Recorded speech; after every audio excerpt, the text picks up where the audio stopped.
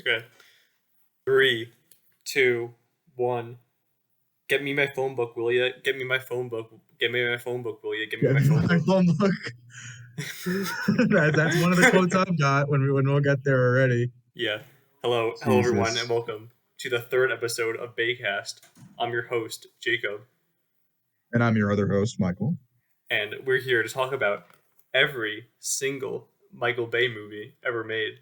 So, last week we talked about what so far is and probably will be his best movie of all time, The Rock, with the classic Zeus's butthole line.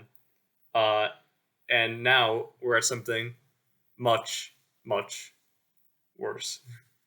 Yeah. In fact, I know where you like keeping some of the facts till the end, but this is Michael Bay's least favorite film of his own. Oh, that's interesting.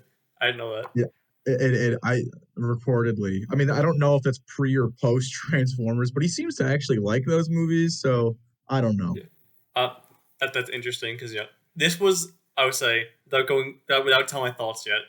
This would I say would be the movie that made Michael Bay known for making that type of movie. You know what I'm saying?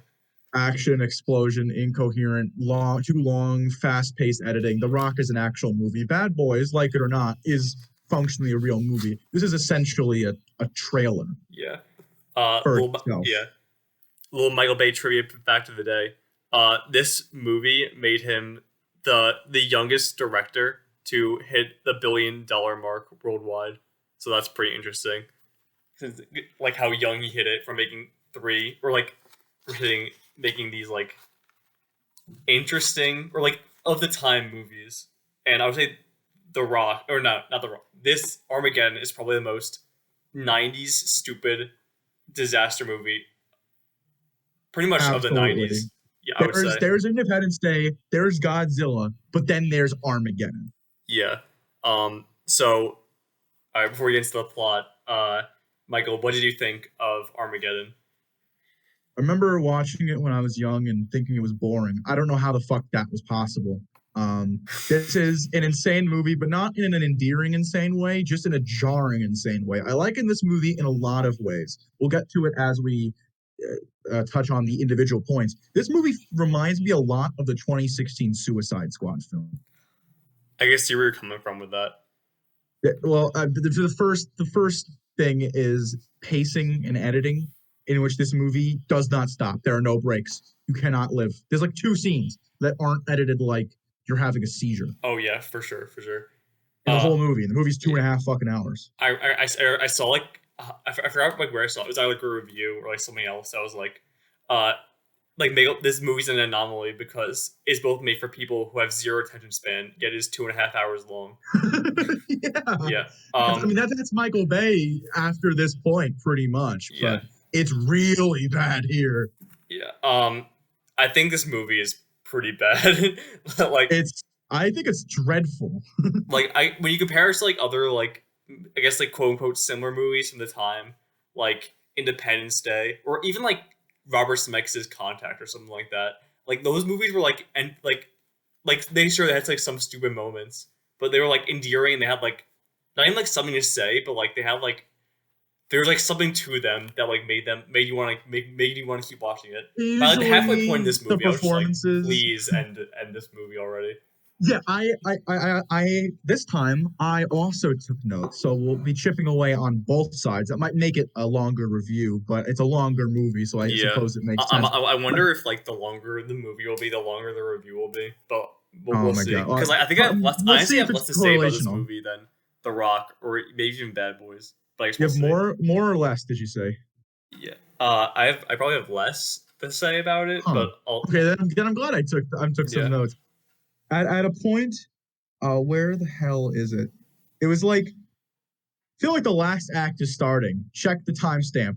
1 hour, 9 minutes, 3 seconds. Yes. How does Bay Yes. keep doing this? I was but like by the time like there, I was like, all right, so they're probably about to go to space. So like we're probably like like all like getting into like the end of the third act, maybe we're getting like into the third act. When I checked it, we were like 50 something minutes into the movie, and I was like, oh no, oh no, yeah, Yeah, that was when the pit grew in my stomach 5 sizes. yeah. This was pretty bad. The first hour of it is pretty crummy, but it's serviceable. And then the last hour and a half is incomprehensible. Yeah. All right, what do you say we get into the actual plot now? Yeah, let's go in order. So, yeah. I'll start leading the discussion because I've got. You said you were lagging a bit on the notes. I'll try to make up for it. Okay. Most incredible, stupid, awful, ugly, wonderful title card of all time. Yeah, the fucking title card exploded. It exploded and it became the shards of the giant asteroid. And it's like this movie. The Rock had like obviously digital explosions because they're not exploding. The Rock, they're not blowing up the set, and also to make it look more intense. This movie is half CG.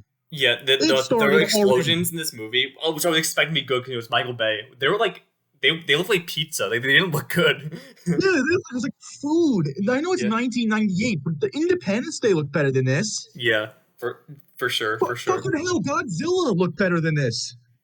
It's so, like, obviously I can see it's like being popular at the time. It's like, oh, it's a disaster movie with big stars, but like even then, it's a disaster movie. Yeah, it's a disaster of a fucking movie. That's what it is. Yeah. So So after that title card, we see like some space guy who at first I thought was Bruce Willis. I thought it was Ben Affleck. Oh, that's interesting. Well, they're like repairing something, and then Billy Bob Thornton. Yep. I have a quote here. It says, "I'll give you a buffalo nickel if you calm down." Which I was like, what? Yeah, like, what does that even mean? There's a lot of very like The Rock had some silly Michael Bay quotes, but it was mostly just like generic action cheese. That's why it was like kind of fun. Improv. In some improv from Cage, which so a little bit of action cheese and a little bit of Cage schlock. This movie feels like Michael Bay wrote it. In the fucking even though he didn't, because I don't think he writes most of his screenplays. He didn't. You know who one of the lead writers was? J.J. Abrams. J.J.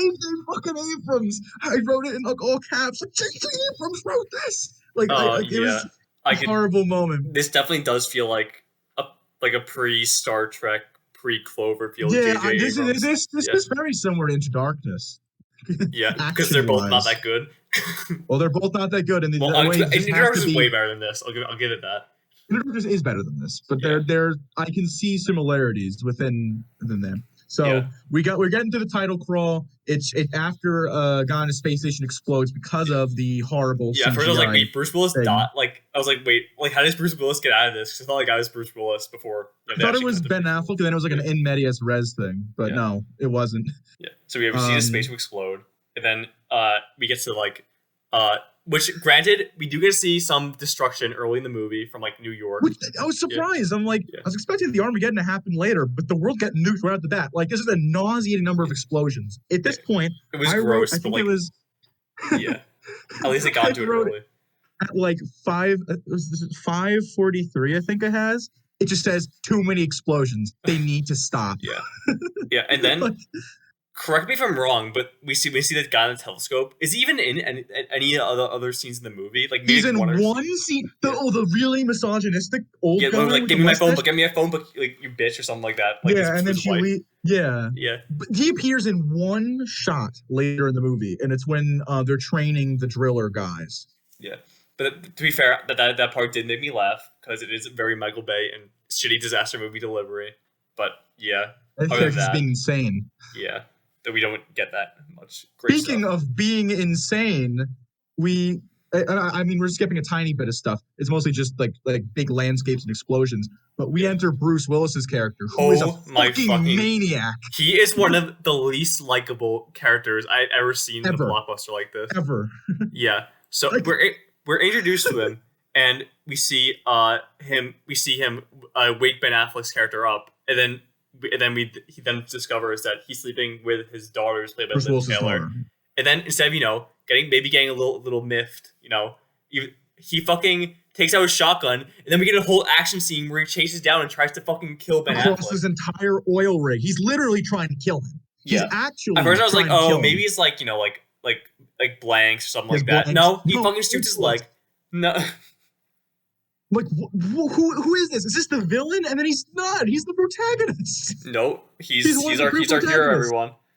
He's one of our, I would say Affleck's more the traditional hero, but they're both protagonists, 100%.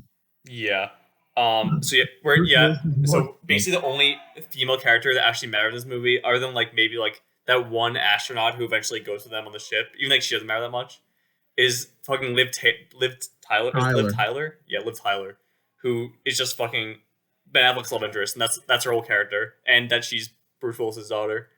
But I don't remember any of the characters' names in this movie, so we're just I calling them remember whatever. most AJ's Bruce Willis. I don't remember the daughter's name. I remember pretty much everyone else somehow Yeah. because they all have stupid nicknames as Yeah. part of like the Suicide Squad. Oh yeah, like like there's like Hound or something like that. We'll get for to the Steve crew. We'll get to the Buscemi. crew. We'll get to the crew. We don't get to most of the All right, crew yeah, yet. sorry. I mean, we But- run into them across the tanker. Yeah. Michael Clark Duncan is like the big guy who has a big wrench. And I thought that was pretty funny. With his, when he like he's pulls the his big big guy wrench with out, the he's big like, heart. Michael nah, Clark Duncan don't is really chase good him. in this. Yeah. Like he's actually a likable character, which there's maybe Yeah. two in the I whole would movie. say like in most, Michael Clark He is- Duncan I'm does a saying pretty he good is job with something generally- like that. Another fact I saw was that Michael Clark Duncan this was one of his first like big roles. I think this was his first movie role actually. Was that? Did this come Or out like, at before or least- after at least Green Black- Mile? At least Bill Blockbuster role. Sorry. Yeah. That's what I meant to say.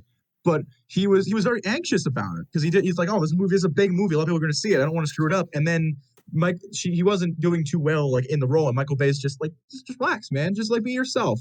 And then he ended up in his performance in this movie comes across as very kind. He's Bear, Yeah. big guy with a big heart. Pretty stereotype, and we'll get to the other stereotypes as well. Mhm. But he's introduced fairly early on. Probably unlike a few of them. him and like maybe like one other character. I was like, I I don't wanna see it die. A point close to it. A point close to this in the movie. We're introduced to the main government guy, played by Billy Bob Thornton. yes. And I honestly, I'm not gonna say he carried the movie, but he was easily my favorite character. Yeah, I wish that like there was the thing like yeah, he was decently likable. Like he didn't like make that many dumb decisions. He was just like he did his job well. He's just Which- like a decent guy, which is Yeah. very rare in this movie. Yeah, he actually cared about Liv Tyler and didn't want to fucking have sex with her like every other male character in the movie. Every other Even character fucking did, Steve, except for even like the people who like considered them like almost to be like family. yeah, family, like especially Steve Buscemi's character. Well, Steve Buscemi's honestly. thing is that he's like 5 characters in one. We'll unpack that later. He- But yeah, I two think we could things- talk about him. I think we talk about Steve Buscemi now because like they did introduce him in the chase. I He just want. is Yeah, go ahead. sorry.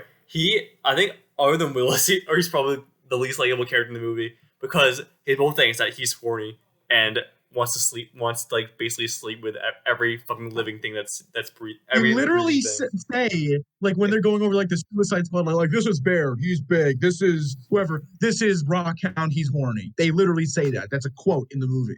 Yeah, he's not entertaining because I fucking love Steve Buscemi. I think he's Steve really Buscemi's so funny. good generally. Yeah, but this is easily my least favorite role that I've seen him in. I think he's pretty shit in this. Just he's regular Steve Buscemi with a few too many turns. Like he's Yeah. horny to his detriment, which is like that's not good to. I don't want to watch this guy. Yeah, he's then almost a he's sexual like predator. a genius geologist man. Oh yeah, didn't like the geologist. Oh yeah, like fucking when the government agents went over to Bruce Willis and like wasn't like she was saying like yeah, if they're asking like I didn't know her age or something like that. I was like, what the fuck? Yeah, that's 20 minutes. That's like 20 minutes after he said, or the daughter said he taught her to use like feminine objects or whatever. Yeah, like like oh tampons my or whatever. god. And then he makes it worse later by saying like I didn't know her age, Bruce, or whatever the fuck his name is, Harry. Yeah. But about the Steve Buscemi character is that there's a I thought it was a gag early on where he's being tested to be part of the team. Once we'll get to the setup for that. And he's like being interviewed essentially, and he's talking about like I graduated MIT, top of my class, geologist. I'm like, that's funny. And then later in the movie, he just starts spouting random shit about rocks. I'm like, Yeah. oh, he wasn't lying. You're right. He really is like 5 characters in one. And there's something really Yeah, funny and then that he's happens, supposed to like, near the way end, later in he the movie. becomes like he's like the well, guess we're gonna die. Like Steve Buscemi's character at the very end, he just like he literally is like 3 different characters depending on the point of the movie. Yeah. It's baffling. It's not like there weren't enough characters in the movie anyway. But that's my point. Is they literally could have cut like 3 or 4 of them. Owen Wilson, I did not know Owen Wilson was in this fucking movie. I didn't know he died. Like, when he said like his character died, I was like, wait, who is that again? And I looked it up and I was like, I guess it he was died. Owen Wilson. He appears and it's just you see him as a cowboy, like because Owen Wilson has to be a cowboy. And I knew they were gonna like fridge his ass because when it's like you guys have one day before we get to other than space. like Bottle Rocket, I think it was like his like first like major movie. Yeah, it's pretty early on, but the character gets so like, I'm no assuming they were gonna do development. much of them. He gets no backstory. He gets no explanation of why he's here. He's not even in the intro, I don't think, on the oil rig. He just appears and then dies. Yeah, that's unfortunate. But he's like Slipknot. He's like the man who can climb anything. It is like Suicide Squad. I guess it is like Suicide Squad. Your Suicide Squad comparison is getting more and more relevant as we go on, and there's more things to bring up with it. But we'll just cover this first chunk of the movie with the notes. Yeah. All right. We're gonna have to some quotes. Some quotes. From Billy Bob Thornton, we can see 3% of the sky. It's a big ass sky. I honestly think Billy Bob was the funniest character because he was saying actually kind of funny things in a complete deadpan. Yeah. Another point in that government scene, which I'm like, is this the Transformers 1 set? Looks identical. You'll see, it looks identical. Well, I feel like every one of those like military tech bases like look almost identical with all like they almost do, but because it's Michael Bay shooting both of them, it looks identical because it's like the same type of set and the same type of shot composition. True, but I noticed. I'm like, wait a minute, that guy seems familiar. The president from this is the same president from The Rock. Oh my god, yeah. Well, to be fair, the president is like a major character in this. She like one scene with him, but like it's the same guy, and they later on make a joke about who killed Kennedy. So I'm like, is this the same universe? Like, actually? Could be. Like, maybe. Seriously. Maybe, There's that. And enter the Bayverse. So yeah. So basically the basic plot of this movie is that asteroids coming to Earth, and some like jackass at NASA decides it's the best idea for them to drill into the asteroid and put a nuke there to blow it up. So they get oil drillers to do that. And so that's why they got fucking Bruce Willis, even though he's like the least likable asshole. I guess he's the best oil driller in the world. He is space the best oil driller in the world. Asteroid that. I just want to drill. That's my little review. I just want to drill for God's sake. Wait, was it? Oh, well, I didn't even read. Like, we're on the same wavelength here, Michael. The same like brain wave. Yeah. Because Bruce Willis is like, I'm the best damn driller on this whole fucking wide Earth. If anyone's gonna get to the bottom of this asteroid, it's gonna be me. And then he goes back to like punching Ben Affleck for fucking his daughter or something. I don't know. Yeah. Also, it's like after they get Bruce Willis, he's like, I need my crew. We get like the whole like bringing them in scene, and we get come together in Transformers 5 too. Yeah. That is another. You'll get what I mean in like I don't know 5 months when we get there. Yeah. This movie use of license music is very, very shallow, like Suicide Squad. What I was these come together to bring in the people. Come on, flat top. I'm like, oh my god, it's Justice League. It's like so. Yeah, we're just like Owen Wilson. This music is popular, well liked. We should play it. Exactly how Suicide Squad does it. I'm telling you, these movies are really fucking. Spirit in the Sky. Oh, they're in the sky now. We'll use that song. I'm trying to. I'm getting a point right after the come together scene. Harry bringing AJ is supposed to show AJ is a dick because it's like you quit and you join a new job instead of the best driller. But he's 100% justified because Harry is a fucking psychopath. Yeah.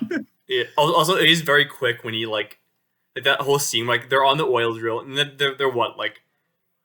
Bruce Willis is there for like a day or two, and then like they're all like on their like separate walks of life and like all across the world. It seemed like there was going to be some massive time skip because of the way the movie works. It literally couldn't be. Yeah, because it's at 18 days, right? So like, they had like 16 when they not 16 when they started, but they mentioned 16 like after that scene, I think. So it was like 1 or 2 days, and they're just like Owen Wilson's on his farm, like.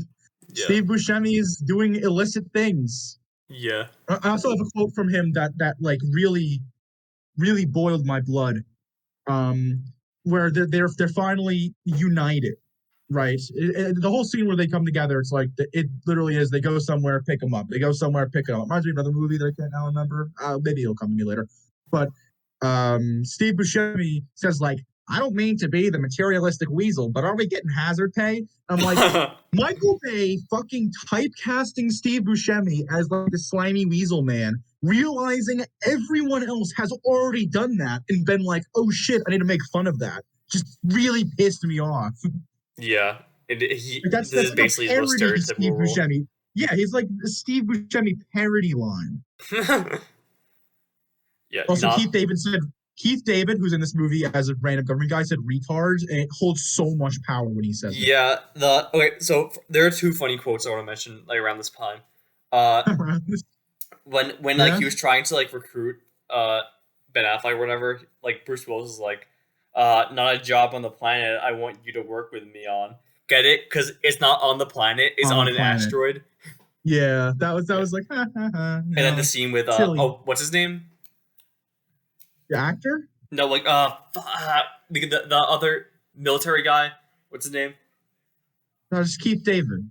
Oh, yeah, or I think That's the actor. I don't know the character's name, but I know where he says the R word.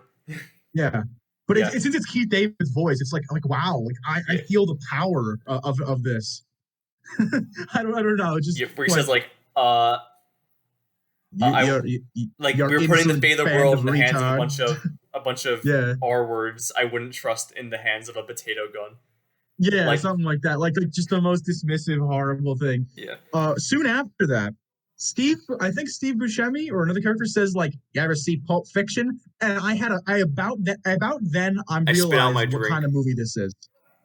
Yeah. Okay. Steve Buscemi is saying, "You ever see Pulp Fiction?" standing next to Bruce Willis. Get it? Because he's in Pulp Fiction? Like, are you shitting me? Yeah. People get angry about Avengers Endgame having a Lebowski joke. That's infinitely worse. Yeah. And also, like... Sorry. Right around the time Keith Davis says, like, Bruce Willis goes up and he's like, "Yeah, my crew needs a bunch of requests." And it's all this stupid-ass shit. Ridiculous things. And then he ends it with, "They don't want to pay taxes ever again." Yeah, I was like, this movie's anti-taxes? I was like, holy shit. I bet like all the 40 or 50-year-old like white men watching it who have like they still have to pay off their mortgage, like, I get that. I did see a fact about that scene. Every character gets a specific idiotic request, and apparently the actors just wrote those like as in character. Which makes sense why there's stuff. I think. I mean, unless that fact is untrue, which I believe is true. So about then, this begins. Wait, is this correct? Yeah, this begins one of the most insane sequences in any movie, which is essentially a training montage in however many days. It's the most Michael Bay sequence I've ever seen. Besides, not the explosion part, the several hundred quotes humor part of it. Yeah, it is really bad. Like, if you want to know what Michael Bay's humor is without actually watching a full movie, just watch like Armageddon training scene. There's so much weird shit, like anal probing. There's like a black nurse, like, "I'll drill you with this probe," and then like what? And then it's so bad. And then Michael Clark Duncan is talking to a doctor, and the doctor says, "Your bad cholesterol is really bad." What's the exact quote? "Your bad cholesterol is shockingly bad." And then he like gets on a table and starts like taking off his like under his pants or something like that. And then he just starts stripping. Yeah. But what is this? Like, what is happening? No one actually. I get it. It's a movie. It's a blockbuster. You're not supposed to like these characters aren't supposed to be entirely realistic. But like this is just fucking stupid. Understood. Yeah. We understood that they were weird before. You don't need a whole sequence showing them that they're actually like deserve to be locked in a mental ward. I mean, Bruce Willis already definitely does in this movie, but he's like the only one, really. Yeah. This is like a predecessor to his performances in like Hard to Kill and like this Midnight in the Switchgrass. There's moments where I thought like he's just not trying. Yeah, like fucking Reprisal. Like I feel like this is like big heavy steel the movie lock. where like I don't know how he carried it. Heavy, very old, steel. What else? Oh yeah, there's a Star Wars reference by Buscemi, because Buscemi's just the reference machine in this movie. Yeah, He just references. he really is an everything character. Exactly. No, like honestly, I was getting like, oh, he's a weirdo, and then he becomes like he morphs into. He pretty much takes the character from Owen Wilson and like the fat guy who would have had characters otherwise. Maybe they were going to be like the creep and the smart guy, but no, he just absorbed their character traits. The fat guy basically doesn't do anything in the movie. He just dies. He dies, and it's like it gets like a drawn out death too, right? Mm-hmm. It's like what? It's very hard to tell who died in this movie, though. There's a few randos that die on the landing on the actual asteroid, and then Owen Wilson and the fat guy. That's it. None of the other named characters. Oh, and well, we'll get to the end, but none of the other named characters besides that, pretty much. Yeah. At one point, Steve Buscemi, the classic horn dog, because this is the part of the movie where he's still just horny and not any of the other 5 things that he has to be later. It's like, is it just me or is Watts really hot? Which, I mean, truthfully, I was going to ask, like, they're setting up something. This woman is too attractive for someone. Yeah, I was like, okay, great. The one female character who's going to be with them on the voyage. I wonder if Steve Buscemi's attractive. Yeah. And then she's teaching them about gravity because she's actually an astronaut. Because there's a team of astronauts and then there's a team of these insane asylum people, these quote unquote drillers.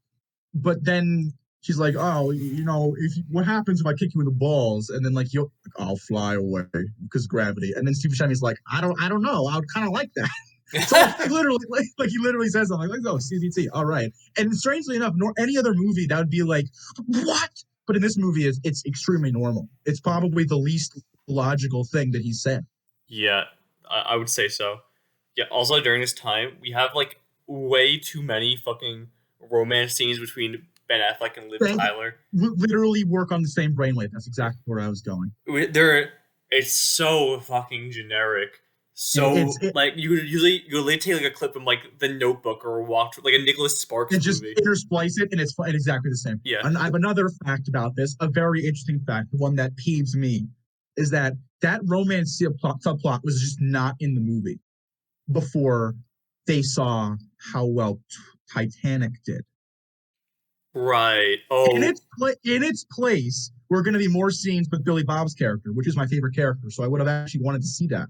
That's interesting. He would have gotten like a full backstory, which there's some elements of his backstory we hear about, and I saw some more that he was like going to be an astronaut, then he like got like nerve damage or something. Yeah, or like he broke his leg or something like that. Yeah, he has like a brace. You see a brace in one scene. It's never addressed in the movie.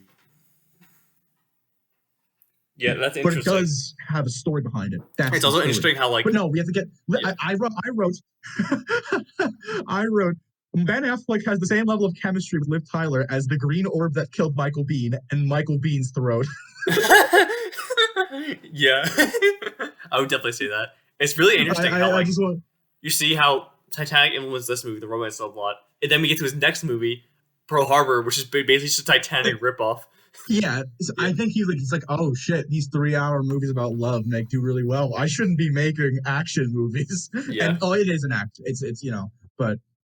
By this point, we're still in the testing. This is nearing the end of the time frame for the just destroying. I keep wanting to call it the Armageddon, destroying the asteroid. Yeah, they name drop it a couple times. I only noticed once, but they probably say it later. This movie's never mind.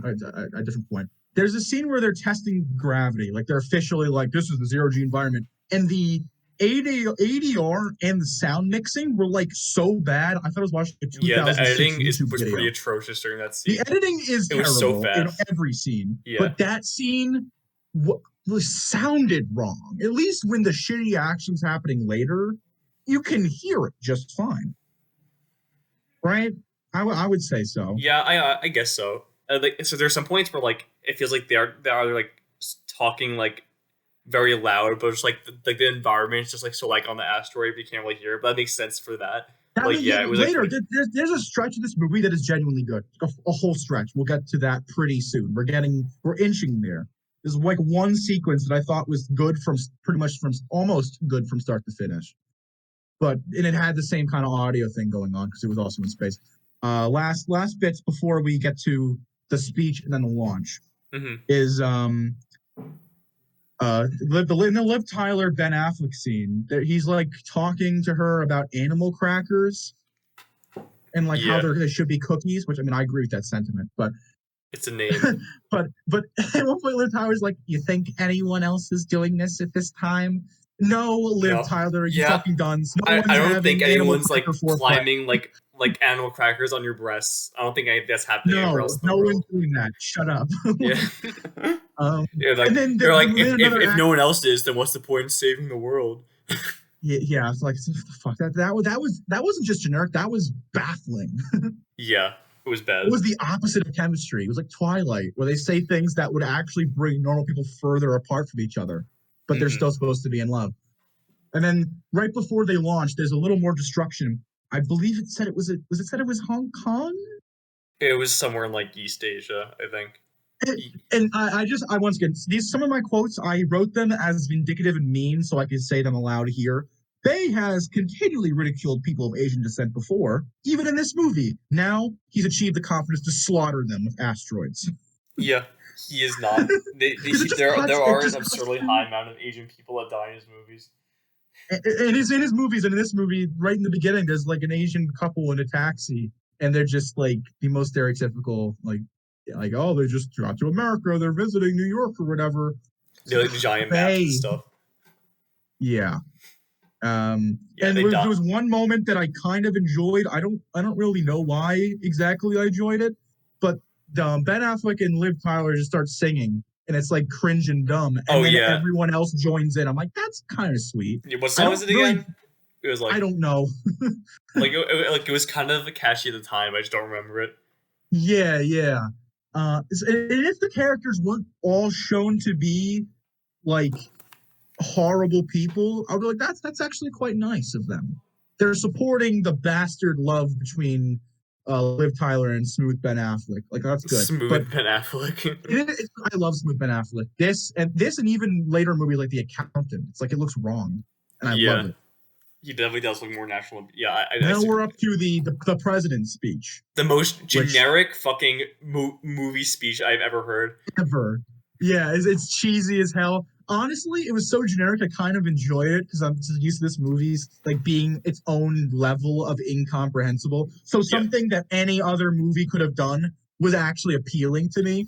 But they showed one shot and it looked like it shows across the world. Like that's the thing. It goes like in India, China, you know.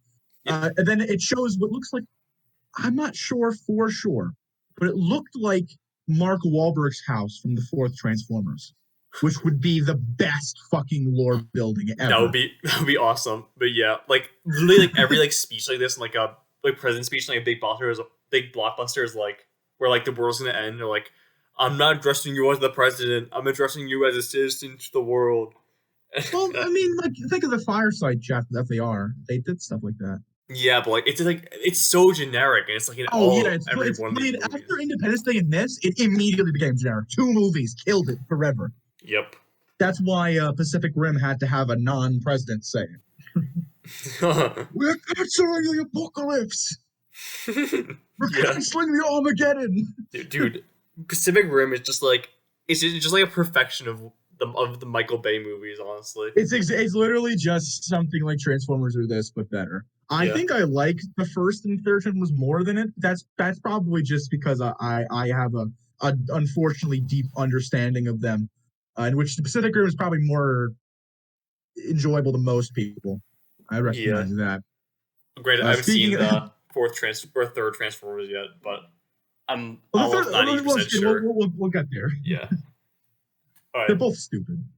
But we're now at the space station. They go onto the Russian space station to dock and get fuel. Then Peter Stormare just appears an hour. The cosmonaut character is pretty funny. Like I like him. He was one of my favorites. Yeah.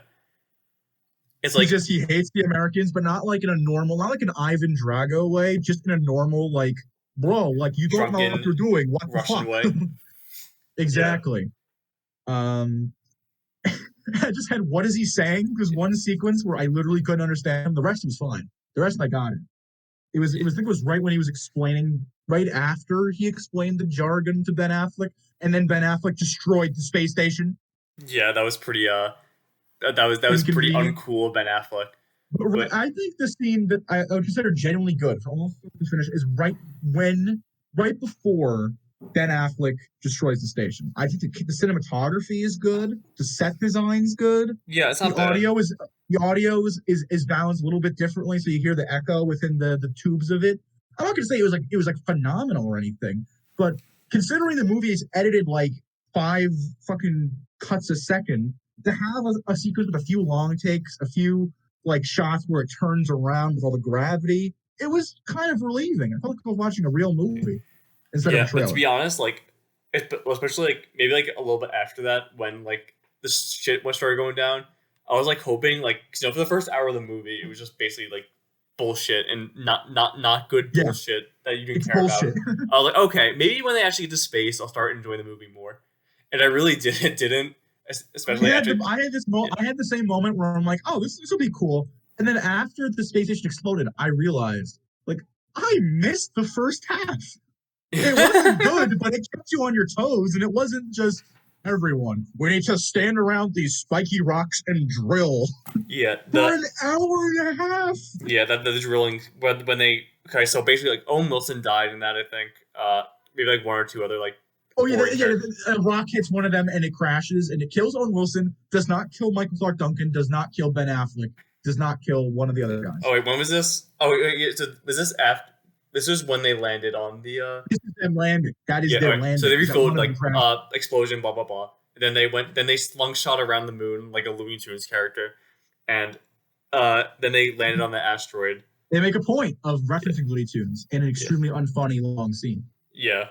And then, Owen Wilson's ship explodes and he dies because he's like the only one. He's the only one that dies. Yeah,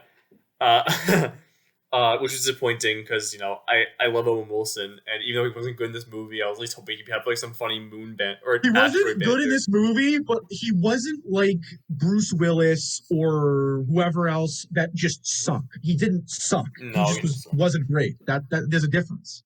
Yeah. So when he died, I was like, okay, it makes sense because he has no development, but also, why couldn't you have taken Bruce? I mean, they do, but... Yeah, please, I don't want to see him anymore.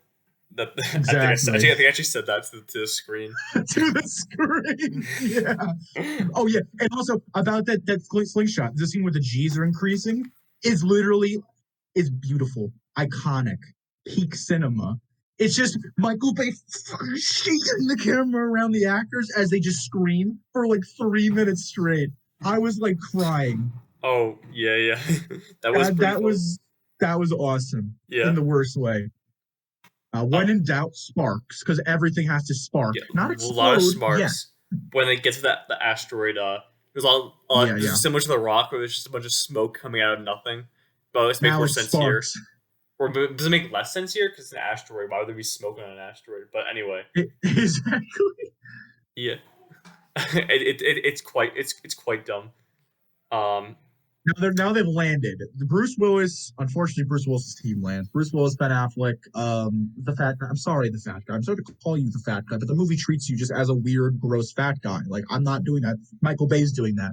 But they land, and it shows the inside of the drill, and the stick shift is a fucking chrome skull with red eyes, and I lost it because those like stupid like Bad to the Bone memes. Yeah. Like me being cool skull. And I just randomly started laughing at essentially a stick shift because of that. Yeah. So Ben Affleck,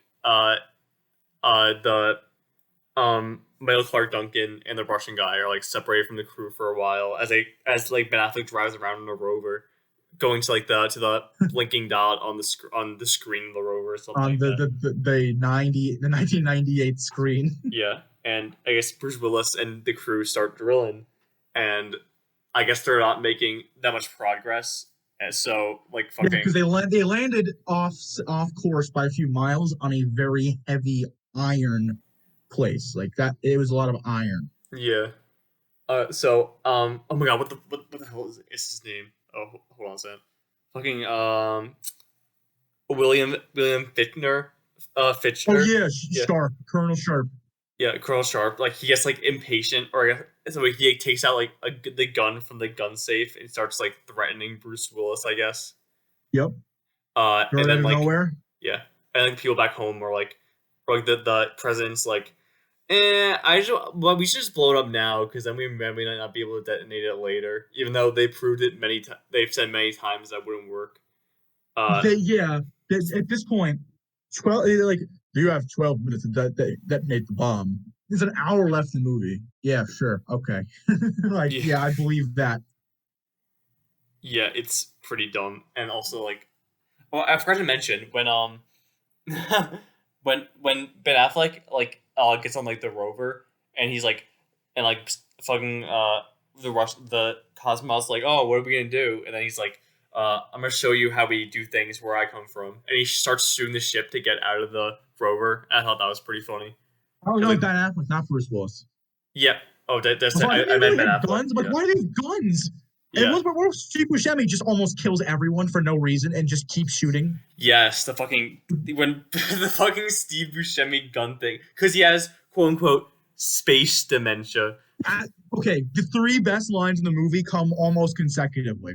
When the president, that's the middle one. We'll get there. My list of three. The first one was the president talking to, like, we're going to destroy the bomb or whatever. Bruce Willis picks up the comm. Houston, you have a problem. That was the first one. Then in that, when he's shooting the gun, William Sharp, whatever, Colonel Sharp, whatever the fuck his name is, it's like completely dead serious. He's got space dementia. Scene ends. What?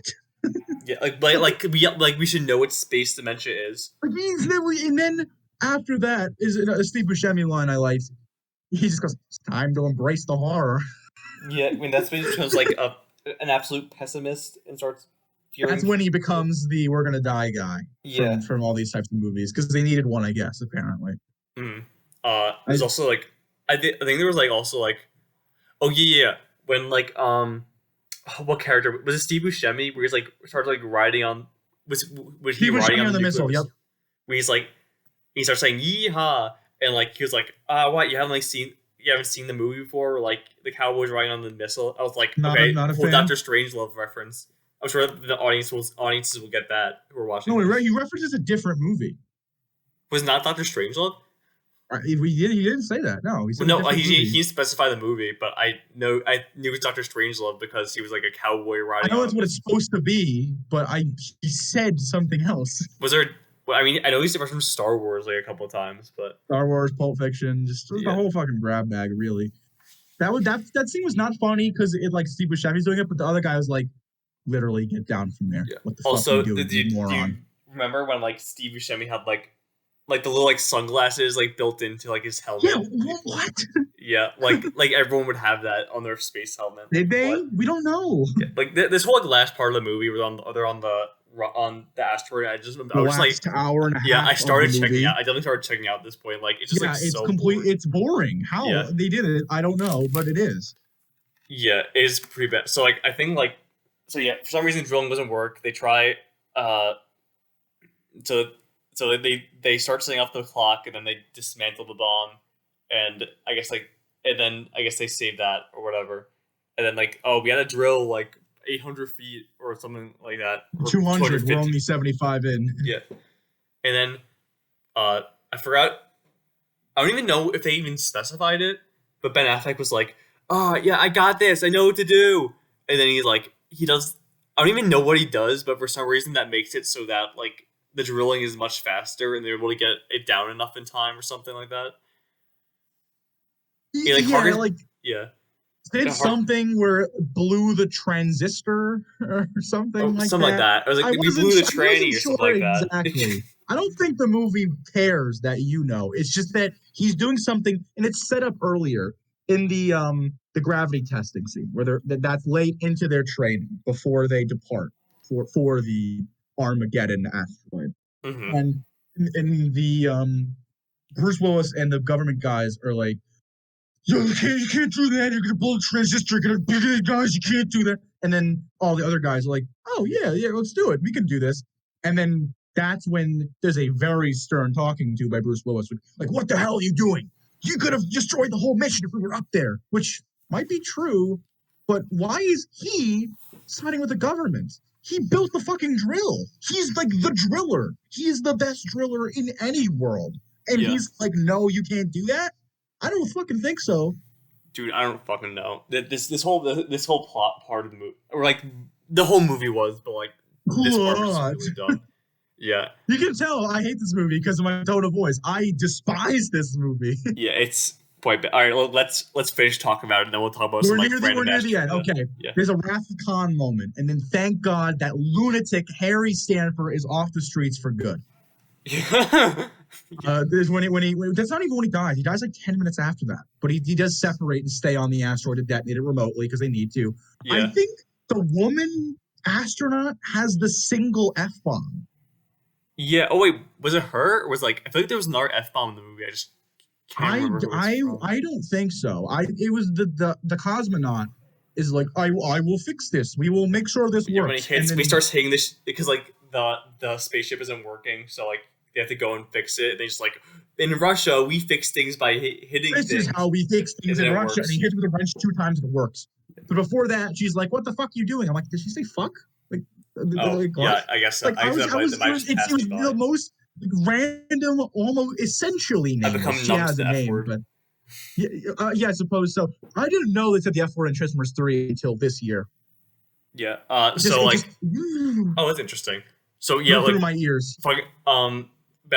Bruce Willis' character dies, and they decide by drawing straws. So apparently, they just happen to have straws on the spaceship or something like that. I don't know where they came from. Yeah, they just happen to have them. So that Ben Affleck was the one who drew the small straw, and then they went down. And of course, in the change of events, he switches with them. Then, thankfully, Bruce Willis dies. Too late in the movie, but he ends. Yeah. His reign of terror is over. Yeah. So yeah, they escape. The day is saved. Steve Buscemi is a predator, but he's a hero, I guess. He's the hero, I guess. Yeah. Yeah. That's pretty much it. I think that's the movie. I got some last things. The explosion when they destroyed the asteroid is actually pretty cool because it's not a normal CGI pizza explosion. It's like a Star Wars blue explosion. I thought that was definitely cool. the best one in the film. Easily. Yeah. Billy Bob Smiles, which was very cursed. There was a JFK mural making me think that he has some more greater relevance to Michael Bay. Yeah. Speaking of which, this is a second Michael Bay movie where they wanted to know who actually shot JFK. I said that earlier. Exactly. That's why I'm thinking it might be in the same universe as The Rock. Yeah, it damn well could be. Had to end on a light. Oh, this is real life. Steve Buscemi gets the girl. Yeah. Had to end on a licensed song. And I noticed in the credits, I just didn't bother to stop them. 2 of the cast members, 2 different members were playing Dr. Nerd. Not like Dr. Nerd? DOC, like Dr. Nerd. Like it's a guy's name. But they're 2 different people named funny. Dr. Nerd. There are 2 Dr. Nerds in the movie. Maybe. And by that point, they destroy the asteroid. Ben Affleck gets to marry Liv Tyler. You know, both of them with the chemistry of 2 fucking pieces of sandpaper. Bruce Willis dies, thank God. Steve Buscemi isn't put in jail for being possibly a pedophile, definitely a pervert. And also owing $100,000 to that one guy. Oh, yeah, $100 million. Was it 100,000 or 100 million? There can't be a million. I think it's 100,000. If it was really Michael Bay, it would be 100 million. Yeah. Like the real Michael Bay. This is the fake Michael Bay. That makes action sequences boring. Yeah. That is the slight run through. I have several conclusion statements, but since I've been leading the note discussion, you can lead the conclusion. All right. Yeah. So let me just go over a couple like little trivia facts before we end things off. Yeah, baby. So here's one.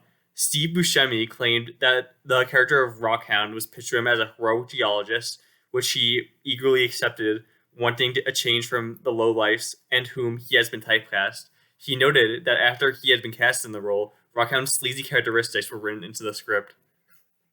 That must be the first half of it. Yep. That they just made. Like, Steve Buscemi's in this. He actually has some level of agency and character. We have to destroy that. Here's a really funny one. Regarding the film's premise, Ben Affleck asked director Michael Bay, "Wouldn't it be easier for NASA to train astronauts how to drill rather than training drillers how to be astronauts?" Bay told Affleck to shut up. The reasoning behind sending drillers rather than training astronauts explained in the movie. I know Ben Affleck hates this movie. He's gone on to say how much he hates this movie on several occasions, so that Yeah, makes sense. yeah, it is quite. I don't blame him for that at all. And he's like one of the protagonists, but he gets nothing to do. Mm-hmm. Let's see another one. You got shafted even more than Willis, who at least got to be the hero. Yeah, I guess to call him that. Hesitate to call him that, but I guess he is. When asked why he did this, Steve Buscemi replied, "I wanted a bigger house." Based. I wanted a larger house. I have to be a rock hound and pretend I'm hitting on girls of every age. Yeah. Doesn't matter. It's so bad. Oh yeah, here it is. Michael Bay thinks Armageddon is his worst film. I will apologize for Armageddon because we had to do the whole movie in 16 weeks. He told the Miami Herald. Yes. It was a massive undertaking. That was not fair to the movie. I would redo the entire third act if I could. Oh, that's it. I wonder how we last two acts. Yeah. It's really just two acts. It's actually a 2-act movie. The first act is them and then them training, and then the last act is the rest of it. Yeah, it is. I would say that's pretty fair. But I do wonder how, what he would do to change it, because what can you do to make that move? I feel like as a concept, it's inherently kind of flawed in that you kind of have to set it on this boring ass asteroid and have random character drama in it, because that's how movies work. The character drama could have been strengthened. They didn't just make it. They had to split up. If they were on one big ship, it would make things less cliche that one crashes, one lands. Then they would have all the characters to bounce off each other. I don't like the weird menagerie of insane characters, but if you're gonna have them, at least have them interact after the hour mark. Yeah, I agree with that. Suicide Squad even did that mostly. They didn't split up their idiots. They just kept them in a nice brainless bubble. Yeah. Although I do think this movie's better than Suicide Squad, but at the same time, it's just at least Suicide Squad had really funny moments. I put them on at the same footing. Suicide Squad is funnier, accidentally. But it's probably worse. This is not funny, but it might be a little better. So I think it evens out. I guess final thoughts on Armageddon. I think it's pretty bad, and definitely the worst Michael Bay movie we've seen so far. It makes me want to take Harry Stamper's drill and put it to my fucking forehead. Oh yeah, for sure. Terrible characters, boring ass generic setup, bad script, boring action, from Michael Bay. Yeah, not even any good explosions. Too many explosions, none of them good. Yeah. Bad character dynamics. At the same time, I guess it's not it was kind of a slog to get through, but I guess it wasn't that bad as a blockbuster movie. If I watched this in a theater in 1998, I probably would have had a better time than watching it. I had that thought too. That watching and thinking about this movie with the express purpose of talking about it and reflecting on it, it's dreadful. Watching this as just, I'm going to see something explode. I'm going to see some popular actors make weird jokes. It is what you're going to get. It would be serviceable for that. I mean, still, I'm not even the biggest Independence Day fan, even the first one, but that movie runs circles around this. Yeah, Independence Day is way better than this movie. Will Smith just jumped ship from Bad Boys to save that movie. Imagine if he was in this. Imagine if he was Harry Stamper. Oh my fucking god. No. Then it would be Suicide Squad. Yeah. That's a funny coincidence. Oh my god. Yeah. This is a mess of a movie. But once again, I obviously have the omens of the Transformers movies yet to come, and this is very close in some ways to a lot of that. Yeah, I wonder if I'll actually like this better or worse than the Transformers. At least I think I'll like at least one or two of them better than this. Yeah, okay. 4 and 5 and 2 are worse than this, straight up. 2 is just confusing. 4 is almost deliberately awful, I would say. And 5 is Think of the most insane, disjointed scene from this movie. Oh boy, Right? can't wait for that. The whole Yeah. movie. So yeah, that was Armageddon. Not great. Yeah, that was fun. Not the best movie I've ever seen. It has hair Bruce Willis, but this movie does prove that hair Bruce Willis is not as infallible as you may think. Yeah, that's a good way to end it, I would say. Yeah. Join us next week. As we talk about Pearl Harbor, 3 Michael hours. Bay's longest film, and 3 hours. quite possible and maybe his worst movie. But we'll have to see. But from what I I've don't think heard, this is. it is very rough. Well, I guess I've yet to see, but Yeah. if it's This worse all than this, then we're gonna have a problem, Houston. Mm-hmm. This will also be the first episode with a guest. We're bringing on YouTuber / streamer Ronnie Flan. He also did the thumbnails and like channel art for this movie. Really cool guy. Shout out. Yeah. Yeah. So yeah, join us next week for that. And yeah, that was pretty much it. Take care, everyone. Take care.